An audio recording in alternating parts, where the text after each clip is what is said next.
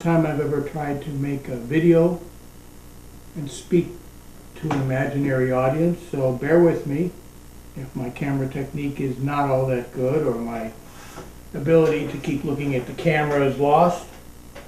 What I want to talk about today is problems that I encountered with my own 12 to 24 piece band involving sound management and the things that I learned to be able to deliver balanced sound and clean vocals to an audience. As I've gone around town, the one thing I noticed in most of the bars is that the vocalists are really screaming at the tops of their lungs, and a 4-piece band is making everybody go deaf. A 17-piece band, a jazz band, is cramming themselves into a restaurant and making everyone go deaf. And that's pretty much what you've got in Sarasota, for lack of good venues, is retirement bands and weekend warrior players. Most people don't want to go deaf. Most people do not go out to listen to extremely loud bands. If they do go out to a band in a restaurant, they would like to talk to somebody at the table while the band is playing. Drunks and druggies really want their ears blown off because they're in a different space. People don't want to hear music, actually want to hear music, not noise. Based on that, and on the fact that I'm losing my hearing from being a musician most off and on throughout my life. Most musicians that I know, especially drummers, bass players, are deaf. Violin players that I know have lost the hearing on one side of their ear, the side of the violin, or one side of their head, the side of the violin's on. So ear damage for musicians is of a primary concern. It's not pleasant for a musician not to be able to hear what he's doing on stage.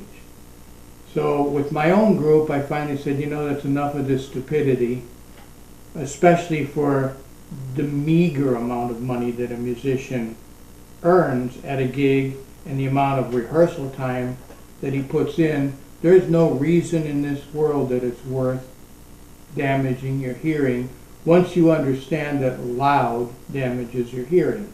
When I grew up, there was no concept of this. But now we not only have hearing aids, but we also have modern electronics that are called a PA system. You have front of stage or front of house and the stage or back of house systems that are known as monitors for the musicians, and the front of house is PA systems.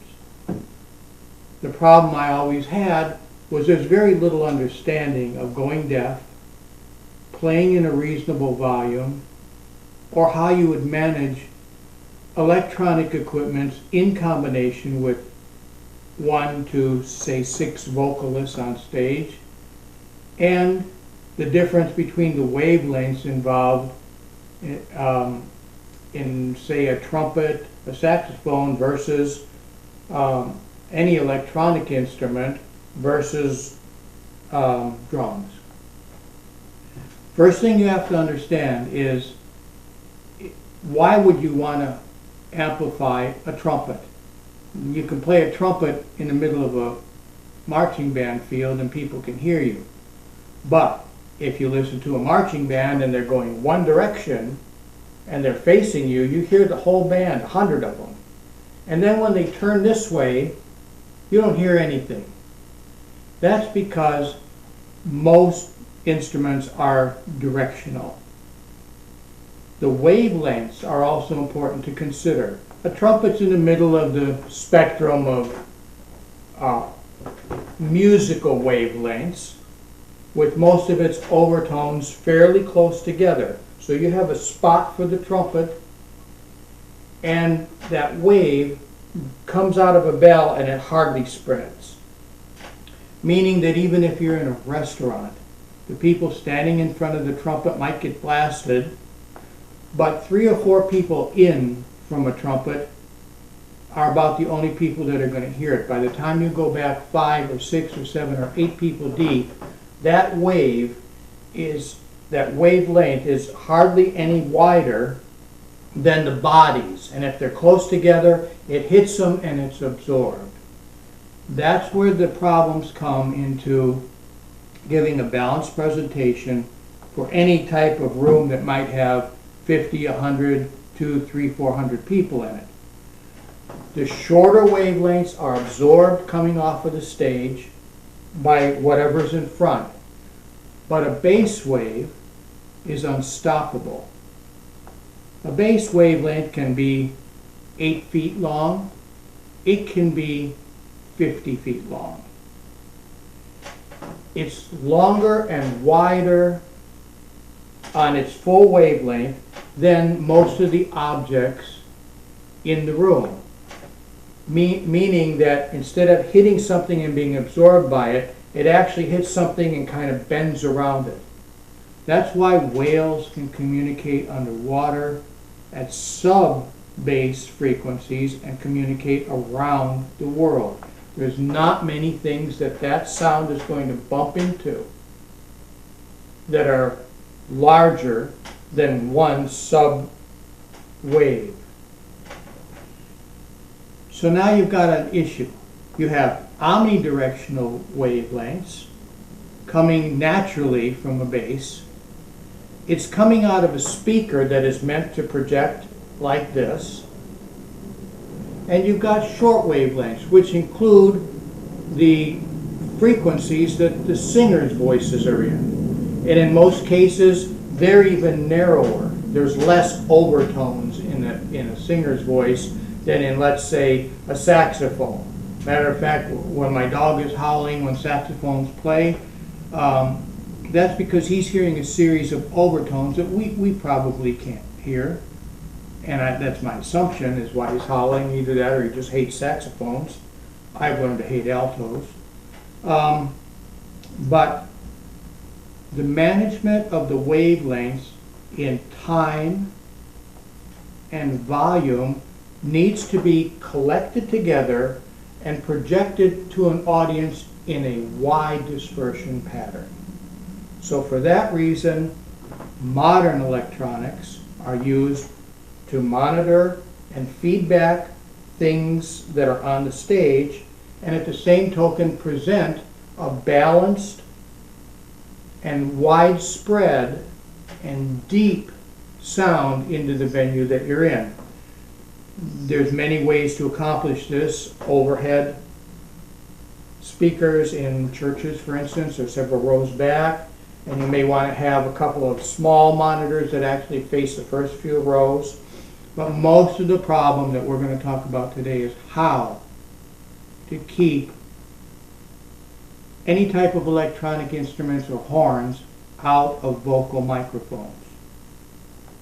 If you are having to scream or your singers are not being heard and you have 6 instruments behind a vocal microphone on a stage, even if it's only at 10 or 15% of that noise is hitting the microphone besides the singer singing into it, it's picking it up. So every time you bring the singer's volume up or sensitivity on the microphone up, you bring up the drums, the bass.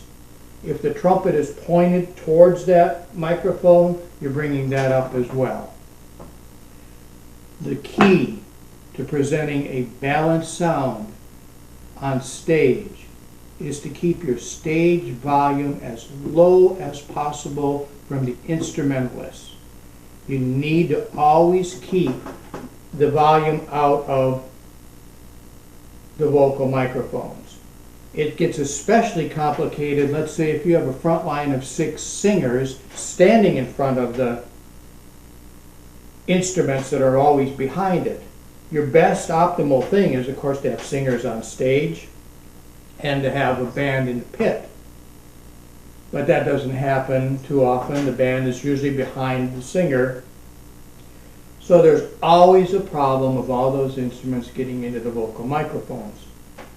And what you have to realize is it's not just a single instrument.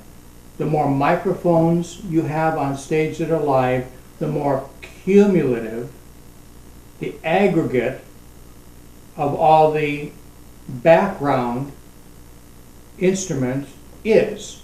In other words, it may only be 20% in one of the microphones and 80% vocal, but when you're done with 8 of them, those 20% in all the microphones add up. So what you really want to do is you want to have, most of modern music these days that's fun, that's danced to, stuff like that, has a vocal component that is predominant. You don't want to kill your vocalists. I know vocalists in this town that have screamed into microphones with smaller bands, and eventually they've had to stop. They grow warts on their vocal cords. They ruin and tear their vocal cords, and they're just screaming in bars and restaurants all over the place. When you have good vocalists that actually can sing, you don't want them to ruin their voices being a backup or a background musician. So for that reason, there's some techniques that you need to employ behind them. Some of the techniques are playing even the trumpet softly, but into a microphone. That way, you can bring your own monitor line back to the drummer, because he's usually behind the trumpet. And he can't hear because the trumpet's going this way and he's over here. He'll never hear the melody coming out of the trumpet. The same with any other instruments that are somewhat in front of the drummer. His drums are radiating in all directions, and these instruments are pushing out from speakers or from the bell of their horns this way. So it's important not to overwhelm the microphones in front, but somehow or another build a set of monitors that bring the sound back to your rhythm section. And that way you end up in a pocket or a groove with some practice. Otherwise, it's never possible for a band that is spread this way to play in a groove when they can't hear each other.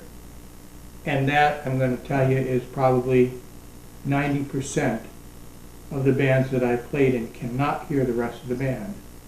That's why modern PA systems are so nice, but only if the musicians know how to manage their own instruments.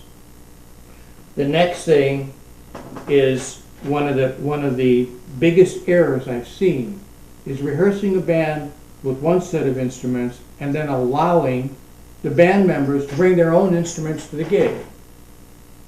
So you've got a reasonably toned down set of drums that don't give everybody a headache in your rehearsal room, and then the drummer shows up with cannons like it's 1960 or 1970 and there is no amplification, and he's playing at Woodstock, and he puts those things on the stage and nobody hears anything from then on.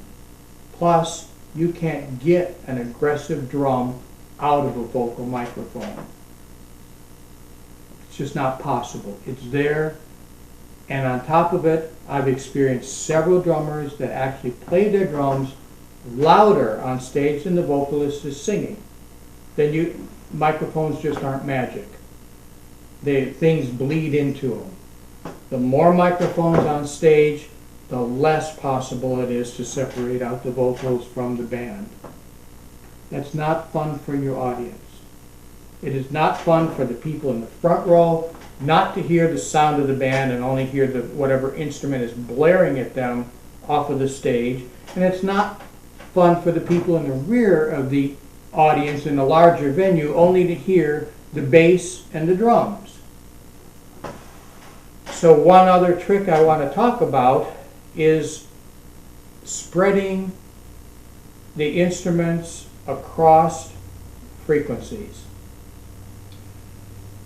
A smaller band, and I'm calling a smaller band 10 or 12 pieces, maybe six harmonies out front, and say 6 instrumentalists. You want the instrumentalists to to occupy the full wavelength spectrum of your hearing spectrum. So you don't want badly tuned drums, and what I prefer is not an expensive set of drums. I prefer to have something more like a 3 or 4 or 5 ply set rather than a 10 ply set with rich harmonics.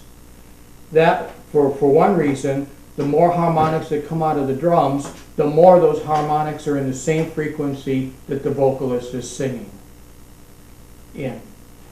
So what I like is to get a bass drum, and a big bass drum can do this if it doesn't have too many harmonics involved in it, which means not as many plies on the bass drum and some work on the heads. You want your bass drum to occupy the very low end of the sound spectrum, and he should be crossing over into the frequencies that your bass is at.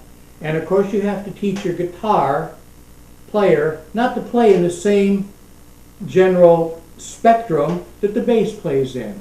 You don't need a guitar playing the same notes as the bass. They can sound similar. The other thing, and then your keyboard player, well, a lot of them that don't know better are playing right in the middle of their keyboards. They haven't split the sound of the keyboards. They're playing with their hands pretty much together, and that's right where the vocals are. So they're laying the chord foundation right where the vocalist is playing or singing, and they're putting in their little fills in the same range. You want your keyboard player generally to either spread his left and right hand across the electric instrument that can spread them apart and put different sounds. If he's going to put a chord down, you want a foundation chord that centers your vocalist, but you don't want it in the same range that the vocalist is in, and you want basically most of the activity to be an octave above the vocalist. That's the beauty of a keyboard, is it can go with ease into different octaves. That's also why when you have horns, you can get away with, if you have different horns, they're all playing the same note a lot of times, because the horns layer their spectrums just as 6 singers would have, you know, a soprano, a tenor, and a bass singer. They're layering out the spectrums. So you don't want instruments duplicating the same sound spectrum. The worst ones generally that will splash everywhere is a hot drum set. I'm going to be showing later some examples of how this looks on a frequency analysis. You can actually see drum sets that are wrong for the venue, wrong for the type of band that they're in, being played as if they're a 1980s rock band that deafened everybody. You can see how they overwhelm the vocals. The next thing is, if you're going to do front line and back line, one of my pet peeves is inexperienced bass players, and I don't care if they've been playing bass for 30 years and dragging their own amplifiers on stage for 30 years.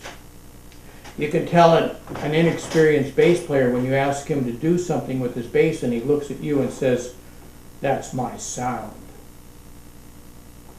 Or when you have an inexperienced drummer and he's making everybody's ears bleed because he's stupid, even though he may be technically the best drummer, and we had this situation, the best technical drummer I've ever had to beat the shit out of his drums and had to bring his own drum set into every rehearsal and play it like he was playing for 3,000 people, because the drums wouldn't give him his sound until they were being hit real hard. And at this point in his career, he was going to play the drums the way he wanted to play them. So we all left with headaches. The first time I told him to tone that set down, he copped an attitude, and within a couple months he was history because he was impossible to deal with. So the thing about drums is you really need to have a set of drums that match the type of band that you're playing in. If there's a lot of vocals in front and they're quality vocals, you don't want a rock and roll drum set on stage. You want something that's been designed to occupy a certain space, as you can have your drums tuned, and they can occupy a wider space because you're going from one to the other, so they're not just generating out a whole spectrum of sound all at once, because you're not hitting them all at once. You're hitting one, you're hitting the backbeat. You know, it's making things interesting. Bop, bop, bop, bop. But when you have a drummer who comes in and says, the logic being, well, you were too loud at the last gig. And he looks at you and says, well, were the people dancing? There you go. Well, yeah, they were dancing. But you were still too loud.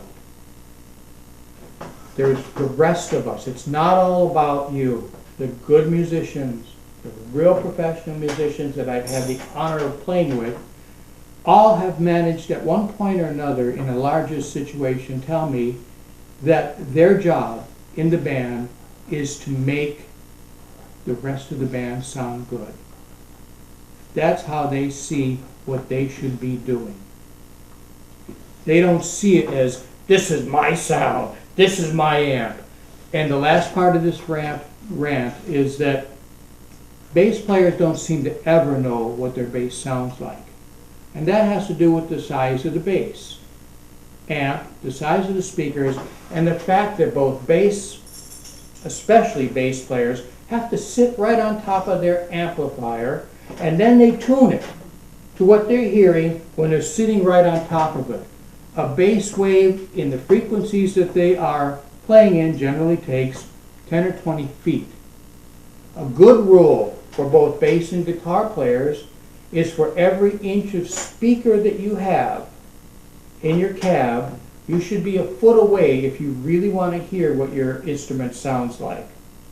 So I was always encouraging my musicians to put their amplifiers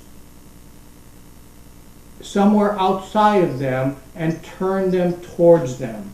You can give a drop over to a PA system, which usually is far superior to their single amp, and you can bring it into a mixer and you can mix things that way and send a balanced front of stage sound out. These days people are spending all kinds of money on mixers, but what the band does precludes any good mix from coming out of a mixer, because everybody's in everybody else's way, sonically, frequency-wise, volume-wise. They're making a mess on stage. You can't just magically sort all that out of a mixer. The band has to play quietly, behind vocalists especially, so that you can get a good mix. And then you can make that as loud as you want out to your audience. And doing that in the audience, you can also run speakers that come from many different directions, and you can fill the room with quality sound that people can still talk above, but gives them the sound of the bass. They can hear the trumpet, they can hear all the vocals. That's what a good sound system and good sound management on stage sounds like. I prefer to have only monitor speakers, and including the bass and the guitar, having a high-end, high-quality amplifier so that they can get their sound, and also have them understand that if they really know their equipment, you can have it next to you. But most of them don't. They don't know what it sounds like because they're hearing the overtones. The bottom end that they keep adjusting for on stage, they don't hear and they don't understand, and they've never really listened to a recording or anything else. They tune it so that they can hear that bottom end, which is bouncing off of walls. It's not what they're hearing. The very lower, rich overtones that they want, they're making them, they're actually amplifying them and distorting them on a curve so that they can hear something coming out, and what it really is 20 feet away is mud. They have adjusted their equipment badly. It's not so critical with the guitar, but when you're on top of your speaker, you don't hear how loud it is. It hasn't materialized until several feet in front of that speaker. So here they are adjusting their volume on stage, and they're blowing everybody in the band off the stage and don't seem to know it. It's the same effect on guitars, drums that are amplified, and basses as these kids with cars. You can hear them 6 blocks away and you wonder how they can possibly stand to have something that loud inside of their car. Well, it has to do with the wavelength, how long it takes the wavelength to materialize. What they're hearing in their car is the overtones, the upper and shorter and smaller wavelengths in their cars, and what's materializing as that low boom, boom, boom stuff is materializing much louder outside of their car because of the physics of a wavelength. So now we're going to go on and show you some visuals of what this frequency analysis might look like. Okay, this is just to give you a little bit of a background on what these clips are that I'm going to be showing you. This first clip was several years back in my studio. I'm going to show you what it looked like, and then when you hear it later, you're going to see the frequency analysis. The drummer in this case was Andy White. He used to come and visit us occasionally, sit in with us. It was always great to have him play. He was in his 80s when he came. Andy White, without a doubt, was the most in-demand and busiest drummer in Europe. As far as studio drummers are concerned, he backed up recordings throughout his lifetime. When he would come to the United States, Buddy Rich would meet him at the airport. That's how much Buddy Rich thought about him. And eventually he moved to the United States. He was the very first Beatles single. He was the drummer on that one, as well as several other Beatles charts that were done. He actually was doing the drumming in the studio for the recording. So this is pretty much what it looked like in our studio.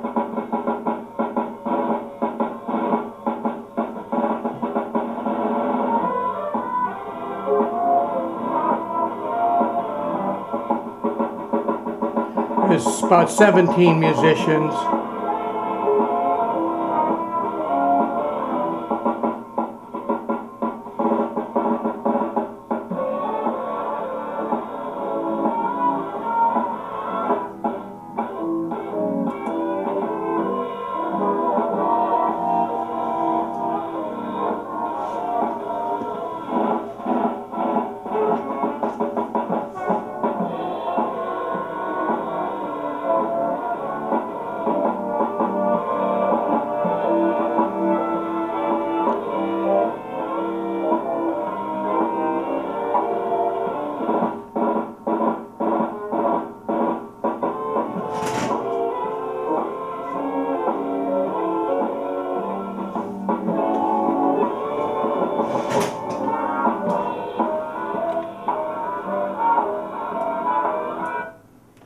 Okay, and this second clip visually was Sarasota Gold on stage at the Players Theater. And this again is just to give you a visual representation of what we're going to look at as a wavelength and a frequency analysis.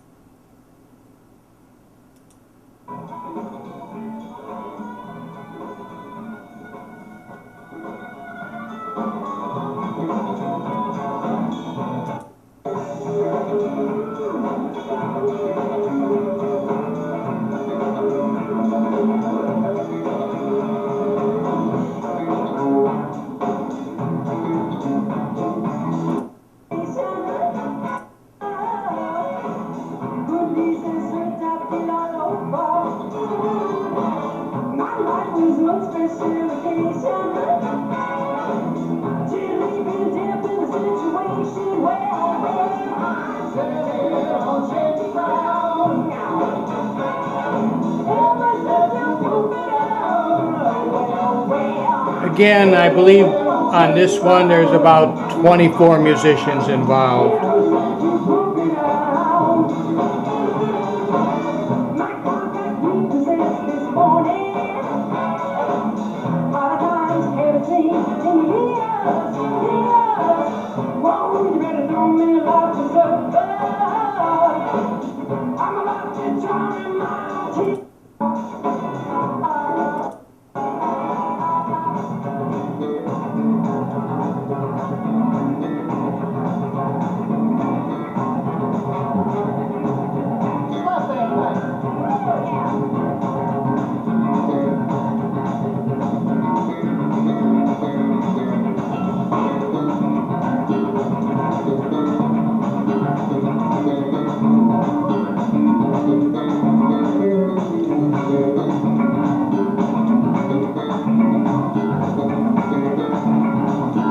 That's Phil Maglionis. Phil was Arturo Sandoval's keyboard player for a number of years at the Blue Note in New York City.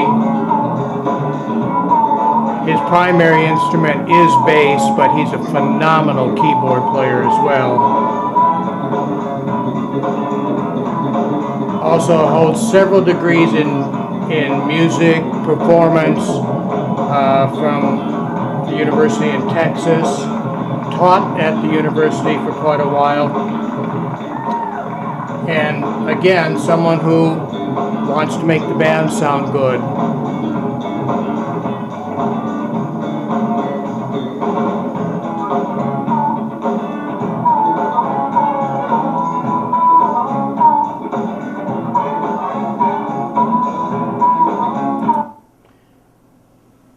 Okay, next we're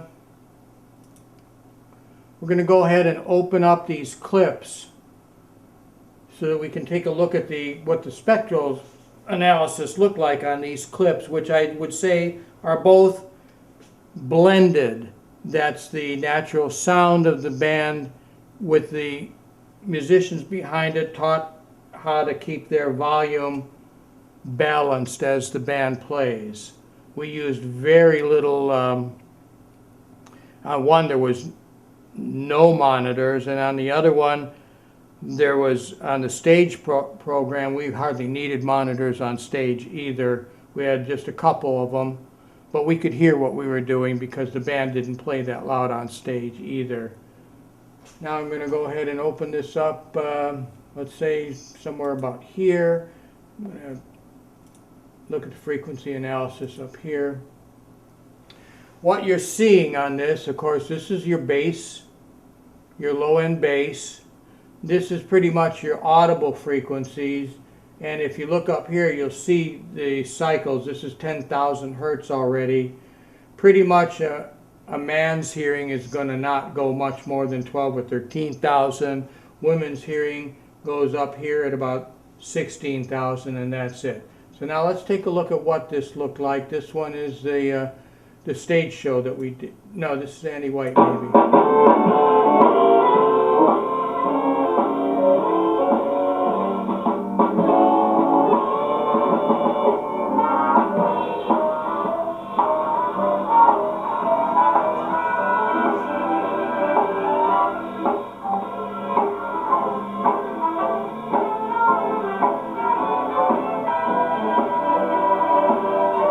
What you're seeing from here to here would be your general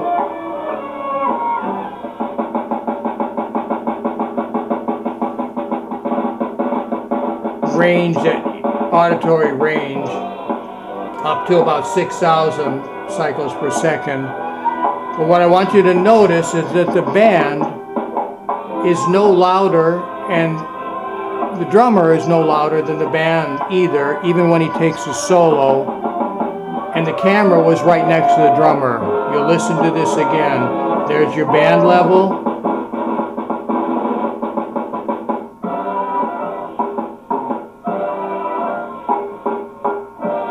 If anything, you'll see that the band is a little louder than his drumming was.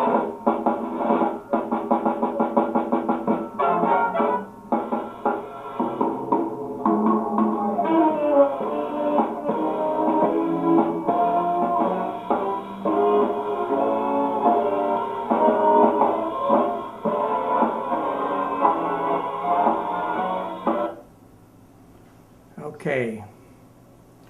Next.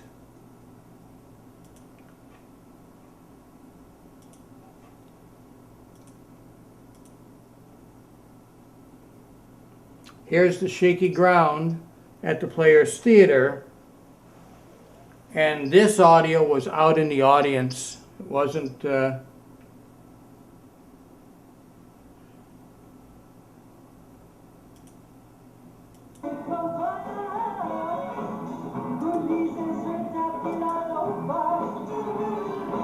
again, I'd like you to notice that the frequency spectrum was relatively level all the way up to 10,000 cycles per second.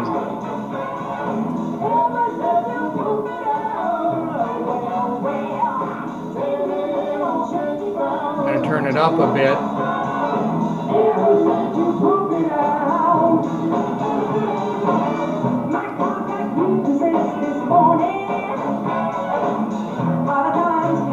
You can hear the vocal clearly, and you can see that the vocal is right in the mix.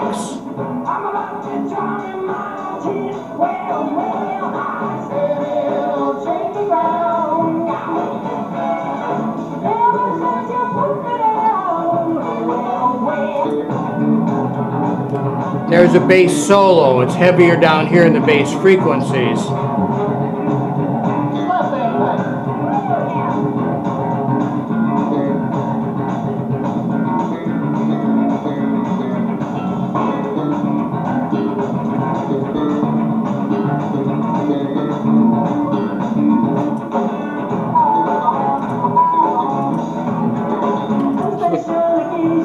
But there we are. I went back to the beginning. The bass is in the mix there. The vocal's in the mix. The counterpoint that's going to come in is 17 instruments.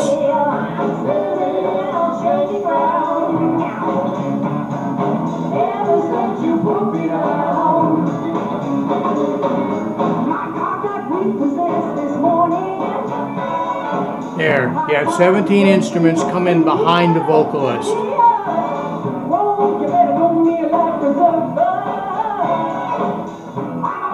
There's really no discernible change.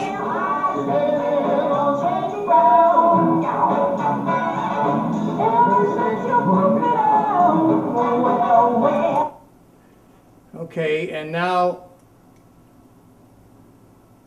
the next one I'm going to open will show a problematic imbalance on stage.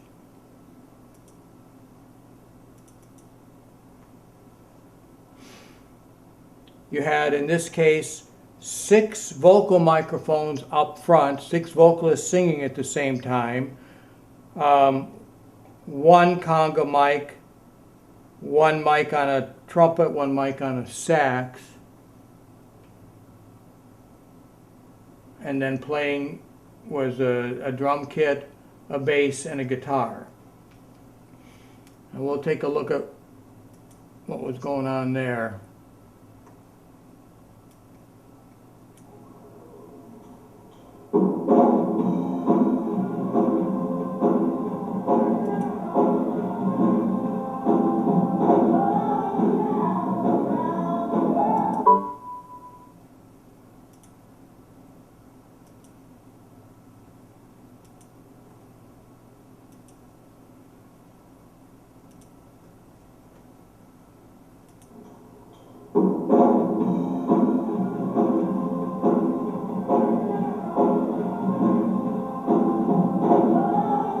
What you're seeing here is the drum kit, and especially the hits on the backbeat,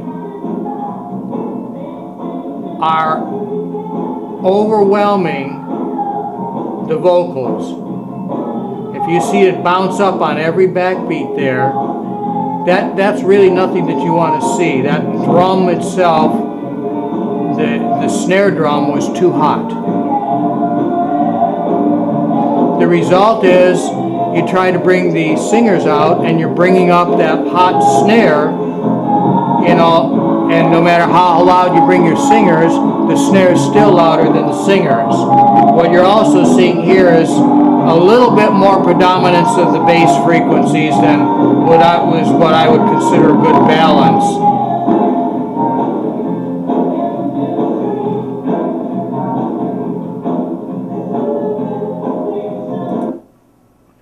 Let's look here.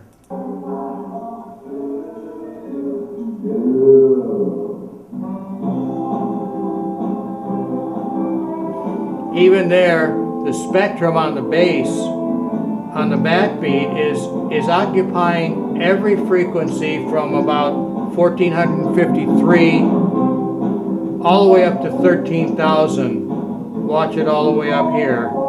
So that particular snare, I'm sorry, the snare drum, that snare drum is too hot, and it has too many harmonics to be sitting behind a group of singers, and it's problematic then to separate out the vocals.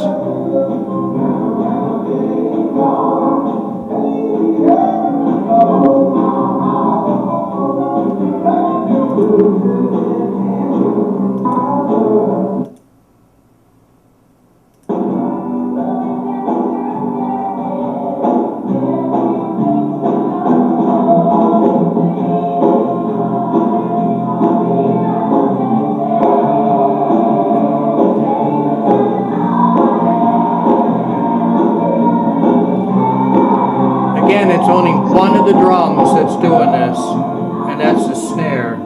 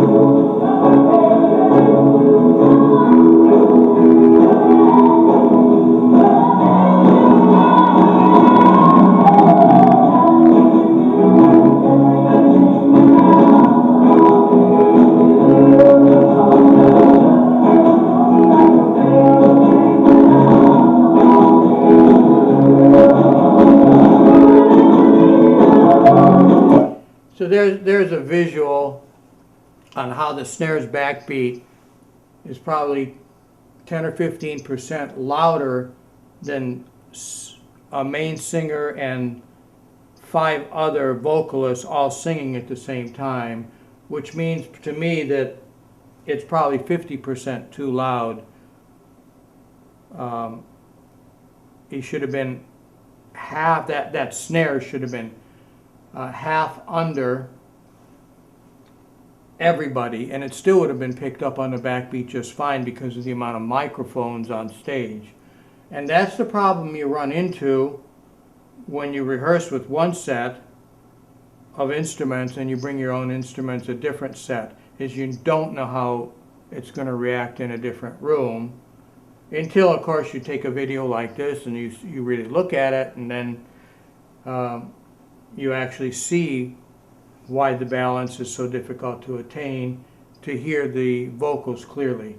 All right, that's the end of it. Thank you. Bye.